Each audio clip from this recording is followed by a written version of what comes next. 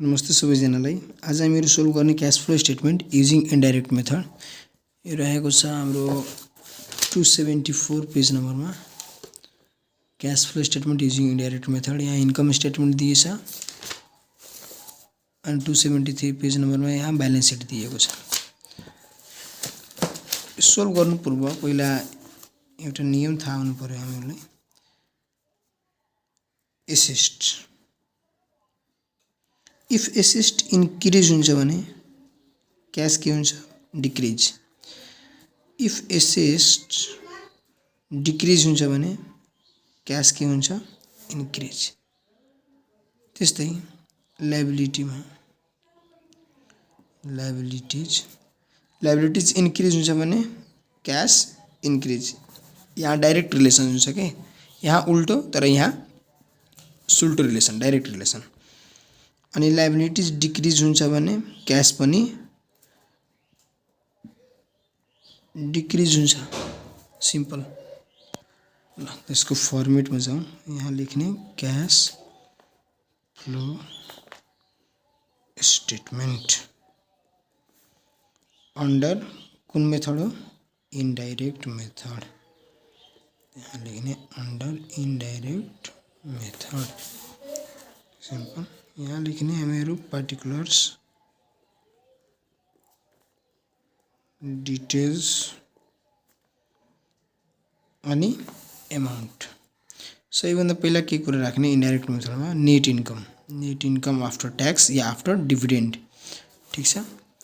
त net income कहाँ दिएको हुन्छ? तल दिएको हुन्छ इन्कम स्टेटमेन्टको। यहाँ छ 34,000। त यो 34,000 यहाँ 34,000। यसमा के हुन्छ भने एड हुन्छ नेट इन्कम। के एड हुन्छ? Non operating expenses. Non operating expenses या फेरि यसलाई नन क्यास एक्सपेन्सेस पनि भनिन्छ। नन अपरेटिङ एक्सपेन्सेस या फेरि नन क्यास एक्सपेन्सेस या फेरि लसेस। यो भइहाल्यो। यो के हो? हेडिङ हो कि। यो हेडिङको भित्र के आउँछ? यो हेडिङको भित्र डिप्रिसिएसन सबैभन्दा धेरै आउने, depreciation, premium redemption of debenture अनि loss on sale of furniture. यही तीनटा आउने कुरा हो। त यो लेखौँ। डिप्रिसिएसन अब डिप्रिसिएसन कसरी नन अपरेटिङ या नन क्यास एक्सपेन्सेस हो? किनकि एक्सपेन्स त भएछ तर त्यो क्यासलाई हामीहरू हेर्न सक्दैनौँ नि त। त्यो क्यासलाई फाइन्ड आउट गर्न सक्दैनौँ कि हामीहरू। तर लस त भएछ, एक्सपेन्स त भएछ हामीहरूलाई। त्यही भएर यसलाई भनिन्छ नन क्यास एक्सपेन्स। कति छ? 20,000 छ। त यहाँ लेखिदिने 20,000। त्यसपछि के? Premium on redemption of debenture. यो कति दिएको छ? यहाँ हेर्ने 1,000। यहाँ पनि राखिदिने 1,000। त्यसपछि के राख्ने? यो loss on sale of furniture छ, यो राख्ने। तर यसको भ्यालु यो होइन, फेरि यो त बुक भ्यालु हो। यसको भ्यालु यो हो, यता दिएको छ। Loss on sale of furniture 5,000। यहाँ राख्ने loss on sale of furniture कति हो? 5,000। टोटल एड गर्ने यसले कति हुन्छ? 26,000। यहाँ राख्ने 26,000। ठिक छ। अब यसमा हामीहरू जोड्छौँ भने फन्ड फ्रम अपरेसन आउँछ। के जोड्नु?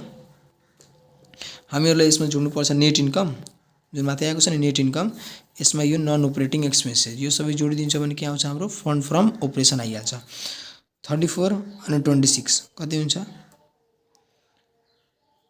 0 0 फेरि 0। ठिक छ। क्यारी 1 3 1 4 4 2 6 60,000 हुन्छ। ठिक छ। फन्ड फ्रम अपरेसन, सरी मैले यहीँ लेखिदिएँ। यो फन्ड फ्रम अपरेसन। ठिक छ। त्यसपछि लेस गर्ने हामीहरू के लेस गर्ने? नन अपरेटिङ या फेरि नन क्यास इन्कम और गेन्स। इन्कम और गेन या फिर गेनलाई प्रॉफिट पनि भनिन्छ। यसमा के हुन्छ, डिभिडेन्ड रिसिभ भइहाल्यो, इन्ट्रेस्ट रिसिभ भइहाल्यो, प्रोफिट अन सेल भइहाल्यो, यस्तो कुरा राख्ने। तर यसमा दिएछ कहीँ? दिएको छैन नि। दिएको हुन्छ भने यता एड गरेर दिएको हुन्छ, तर छैन यसमा दिएको। त्यही भएर हामीहरू यसलाई के गरिदिने, निल गरिदिने। ठिक छ, यति गरेपछि अब आइहाल्ने हामीहरू लाइबिलिटी अनि एसेस्टमा।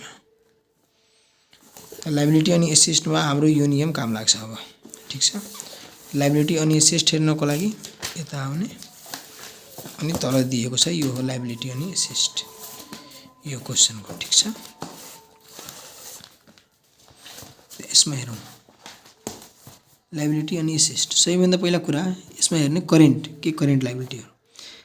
स्टक छ, स्टक यो त करेन्ट एसेस्ट भइहाल्यो। डेब्टर करेन्ट एसेस्ट भइहाल्यो।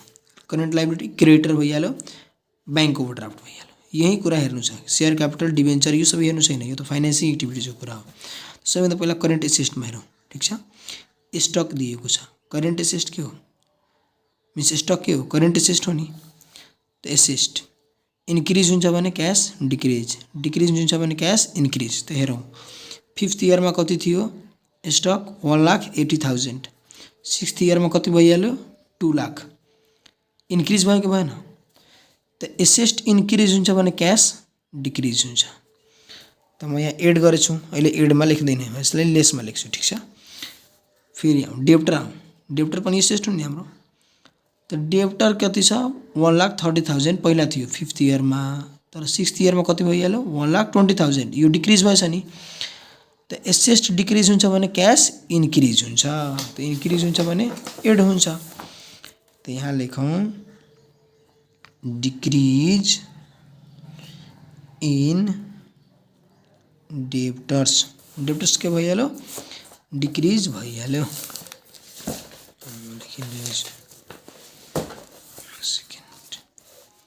डिक्रिज इन डेब्टर्स कतिले, 10,000ले। पहिला कति थियो, 1,30,000, अब कति भइहाल्यो, 1,20,000। 10,000ले के भइहाल्यो, डिक्रिज भइहाल्यो। एसेस्ट डिक्रिज हुन्छ भने क्यास इन्क्रिज हुन्छ। त यहाँ लेखौँ 10,000, सिम्पल। फेरि एडको कुरा नै गर्ने, त्यसपछि लेस गर्ने। त्यही भएर म एडको कुरा खोजिरहेको छु कि अहिले एडको आइटमहरू। क्रेडिटर हेर्ने, क्रेडिटर कति थियो पहिला, 1,40,000, अब कति भइहाल्यो, 1,50,000। क्रेडिटर के हो, लाइबिलिटी हो कि होइन? लाइबिलिटीमा हाम्रो यो नियम लाग्छ। अब लाइबिलिटी इन्क्रिज हुन्छ भने क्यास इन्क्रिज। त लाइबिलिटी इन्क्रिज भएछ कि छैन? पहिला 1,40,000, अब 1,50,000। 1,40,000 अनि 1,50,000, 10,000ले के भइहाल्यो, इन्क्रिज भइहाल्यो। इन्क्रिज हुन्छ भने के राख्ने, एड गर्ने। यहाँ फेरि लेख्ने, एड लेख्नु जरुरी छैन, एउटैमा गरिदिनु। इन्क्रिज इन के क्रेडिटर्स कति, 10,000, सिम्पल। अरू पनि हेरौँ, ब्याङ्क ओभरड्राफ्ट। ब्याङ्क ओभरड्राफ्ट कति थियो पहिला, 1,20,000, अब कति भइहाल्यो, 1,10,000। यो डिक्रिज भएछ नि त डिक्रिजलाई यता लेस गरेर हामीहरू लेख्ने। तब एडको त कुरा भइहाल्यो। अब यता हामीहरू हेडिङ बनाऊँ, फेरि यता लेस गरेर लेख्ने। लेसमा के हुन्छ, पहिला स्टक, स्टक त हाम्रो लेस भएको थियो नि। स्टक इन्क्रिज हुन्छ भने, एसेस्ट इन्क्रिज हुन्छ भने क्यास डिक्रिज हुन्छ। त डिक्रिजमा लेस लेख्ने। तर यसमा त्यही लेख्ने, स्टेटमेन्टमा त्यही लेख्नु पर्यो, इन्क्रिज कि डिक्रिज। त इन्क्रिज भएछ नि, त्यहाँ लेख्ने इन्क्रिज इन स्टक लेख्ने, इन्क्रिज इन स्टक। तर त्यसको एमाउन्ट के गर्ने, डिक्रिज गरिदिने। कतिले, 20,000ले। डिक्रिज गर्नको लागि ब्राकेटमा राखिदिने हामीहरू। स्टक भइहाल्यो। ब्याङ्क ओभरड्राफ्ट यो पनि त डिक्रिज भएछ नि, त्यहाँ लेख्ने डिक्रिज इन ब्याङ्क ओभरड्राफ्ट कतिले, 10,000ले। ठिक छ, यति भइहाल्यो। अब केही चाहिएन। अब गरौँ यसको क्यालकुलेसन। यो कति आएको थियो, 60,000। 60,000मा 10,000 एड गरौँ, 70,000 अनि 10,000 फेरि 80,000। 80,000मा 30,000 लेस गरिदिउँ, त कति आउँछ, 50,000। त्यसले के लेख्ने, नेट क्यास फ्लो फ्रम कुन एक्टिभिटिज, यो अपरेटिङ एक्टिभिटिज थियो नि, म यहाँ लेखिदिइरहेको छु। Cash flow from operating activities operating activities को थियो ठीक छ। तो यहाँ लेखिदिने net cash flow from operating activities कति 50,000 ठीक छ। त्यसपछि अब बी नम्बरमा आउने cash flow from investing activities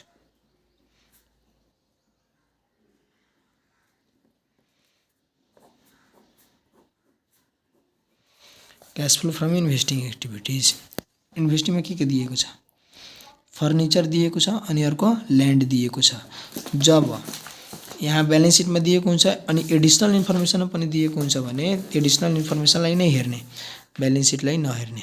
त्यहाँ हो फर्निचरको त दिएको छ नि ल्यान्डलाई दिए छैन फर्निचरको दिएछ त फर्निचरको पहिला लेखिलिने सेल अफ फर्निचर यहाँ लेखिलिने सेल अफ फर्निचर कतिमा सेल गरेछ फर्निचरलाई 15,000 तो यहाँ लेखिदिने सेल गर्छ भने क्यास त आउँछ नि सेल अफ फर्निचर 50,000 ठीक छ। त्यसपछि के छ भने पर्चेज अफ फर्निचर पर्चेज गर्छ भने क्यास जान्छ तो पर्चेज अफ फर्निचर तो यो डिक्रिजमा हुन्छ। सेल हुन्छ भने इन्क्रिजमा राख्ने पर्चेज हुन्छ भने डिक्रिजमा राख्ने कति 1 लाख 1 लाख नै थियो नि 1 लाख भइहाल्यो फर्निचरको त भइहाल्यो तर ल्यान्डको त एडिसनल इन्फर्मेसनमा दिए छैन नि त ल्यान्डको दिएछ छैन यसको लागि ब्यालेन्स सिट नै हेर्ने हामीहरू ल्यान्डको इस्टिमेसन हेर्ने 1,30,000 अनि अहिले 1,45,000 ल्यान्ड पहिला कति थियो 1,30,000 अहिले कति भइहाल्यो 1,45,000 अभियसली पर्चेज भएछ तब नै इन्क्रिज भएछ नि त त्यहाँ लेख्ने पर्चेज अफ ल्यान्ड कतिले पहिला थियो 1,30,000 अनि अहिले कति भइहाल्यो 1,45,000 मिन्स 50,000 ले के भइहाल्यो इन्क्रिज भइहालेको थियो पर्चेज हुन्छ भने माइनसमा राख्ने। अब यसलाई सोल्भ गरिदिउँ cash flow from investing activities पनि आइहाल्छ यहाँ लेखौँ net cash flow from investing activities कति हुन्छ यो 15 ले यो 15 नै क्यान्सल भइहाल्यो त -1 लाख यसको हुन्छ net cash flow from investing activities. त्यसपछि लास्ट एक्टिभिटीज के हो क्यास फ्लो फ्रम कुन एक्टिभिटीज फाइनेन्सिङ एक्टिभिटीज त्यहाँ लेख्ने फाइनेन्सिङ एक्टिभिटीज फाइनेन्सिङ एक्टिभिटीज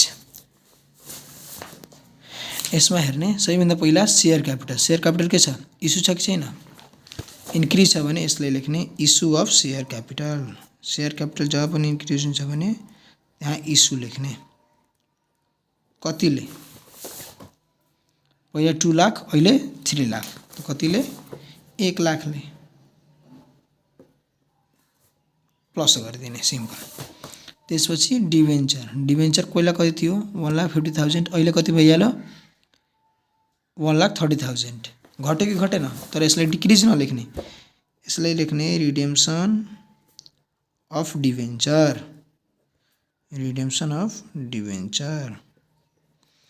यो लेख्ने बट यहाँ फेरि एउटा ट्विस्ट छ पहिला 1,50,000 अनि अहिले 1,30,000 घट्यो नि 20,000 ले तो 20,000 ले तो घट्यो बट 1,000 पहिला यसमा प्रिमियम पनि त थियो नि यता इन्कम स्टेटमेन्टमा premium on redemption of debenture त यो पनि एड गर्नुपर्छ के यहाँ लेख्ने 1,000 एड गरेर टोटल यहाँ 21,000 हामीहरूलाई माइनस गर्नुपर्छ ठीक छ। अब भइहाल्यो त्यसपछि अर्को हेरौँ क्रेडिटर त हुँदैन ब्याङ्कको ओभरड्राफ्ट त भइहाल्यो नै छ यसमा त केही हुँदैन अरू यसमा हुँदैन। अब के हुन्छ डिभिडेन्ड पेड हेडिङमा नै प्याड छ भने अभियसली क्यास त जान्छ नै, आउटफ्लो नै हुन्छ। त आउटफ्लो हुन्छ भने माइनसमा गर्ने कति 14,000 डिभिडेन्ड बाई 14,000 त यहाँ लेखिदिएँ 14,000 ठिक छ। अब यसलाई क्यालकुलेसन गरौँ त फाइनेन्सिङ एक्टिभिटी आइहाल्छ।